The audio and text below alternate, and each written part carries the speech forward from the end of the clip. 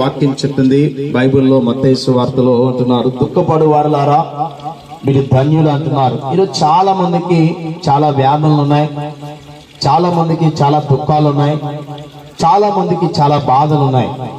అయితే వాటిని మర్చిపోవడానికి, ఆ కష్టాన్ని మర్చిపోవడానికి చెడు వ్యసనాలలోకి వెళ్ళిపోయి ఆ బాధలోనే వారి జీవితాలు ముగించుకుంటున్నారు. కానీ ప్రభువైన యేసుక్రీస్తు వారు ఏమంటున్నారంటే, దుఃఖపడు వారులారా మీరు ధన్యులు, మీరు ఓదార్చబడతారు. యేసుక్రీస్తు వారు బాధలో ఉన్న వారిని ఓదార్చడానికి, కష్టములో ఉన్న వారికి సహాయం చేయడానికి ఆయన పరలోకము నుండి ఈ భూమి మీదకి దిగివచ్చి మానవాళి చేసిన ప్రతి అతిక్రమాలు పాపము నిమిత్తము యేసుక్రీస్తు వారికి కలవరి సిలువలో ఆయన 2 చేతులకి మేకులు కొట్టబడి ఆయన తలకు ముండ్ల కిరీటాన్ని పెట్టి ఆయన శరీరం అంతా కూడా రక్తముగా కార్చబడిన కారణము, ఎవరైతే దుఃఖములో ఉన్నారో, ఎవరైతే బాధలో ఉన్నారో, ఎవరైతే వ్యాధుల్లో ఉన్నారో, ఎవరైతే సమస్యల నుంచి తట్టుకోలేక ఎందుకు ఈ బ్రతుకు చనిపోదామని అయోమయములో ఉన్న వారి కొరకు యేసుక్రీస్తు వారు బాధను అనుభవించారమ్మా, కష్టాన్ని అనుభవించారు. ఆయనకి కుర్రాలతో కుట్టారు, ముళ్ళ కిరీటాన్ని పెట్టారు. ఎందుకు తెలుసా? మనము చేసిన అతిక్రమముల కొరకు, మనము చేసిన పాపముల కొరకు యేసుక్రీస్తు వారు సిలువలో రక్తం కార్చారు. కాబట్టి ఎవరైతే ఆయన యందు విశ్వాసము కలిగి ఉంటారో వారి కూడా ఆ బాధలో ఉన్న వారిని ఓదార్చడానికి ఆయన సహాయం చేయడానికి సిద్ధంగా ఉన్నారు. ఒకవేళ మీరు బాధలో ఉన్నారా, ఎవరు మిమ్మల్ని పట్టించుకోవట్లేదా, అయినను పర్వాలేదు, యేసు నీతో ఉన్నారు. ఆయన నిన్ను ఆదరించే దేవుడు.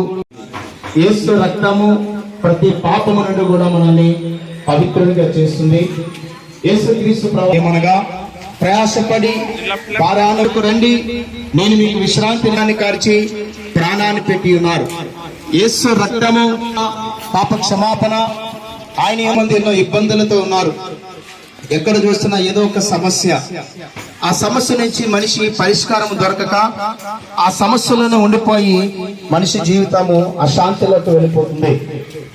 అలాంటి దుఃఖములో వ్యాధం అనేది దాచబడి ఉంది కనుక ఆ ఉగ్రత నిత్య నరకానికి వెళ్లకుండా నిత్య రాజ్యంలో ప్రవేశించాలంటే యేసు క్రీస్తు ప్రభువారు మార్గమై ఉన్నారు. యేసు ప్రభువారు లేఖనం సెలవిస్తుంది, యేసు చెప్పును, నేనే మార్గము సత్యము జీవము. పరలోకానికి ఒక వ్యక్తి వెళ్ళాలంటే, స్వర్గానికి ఒక వ్యక్తి వెళ్ళాలంటే యేసు క్రీస్తు ప్రభువారు తప్ప వేరొక మార్గం లేదు.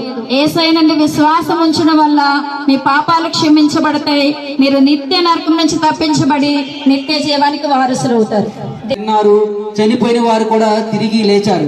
అంటే యేసుక్రీస్తు ప్రభువు వారు ఈ భూమి మీద ఉన్నప్పుడు అనేకమైన స్వస్థత కార్యాలు, అద్భుత కార్యాలు చేస్తూ చేర్చబడతాను. మన నిత్యరాజ్యం అంటే నిత్యము జీవించేది.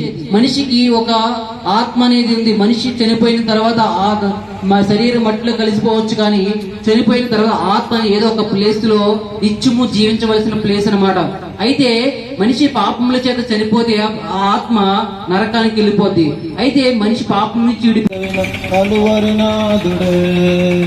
ఈ స్థితి ఏదైనా, గతి ఏదైనా, వృత్తి ఏదైనా, మృతి ఏదైనా, కలువరినాథుడే రక్షణ మార్గము.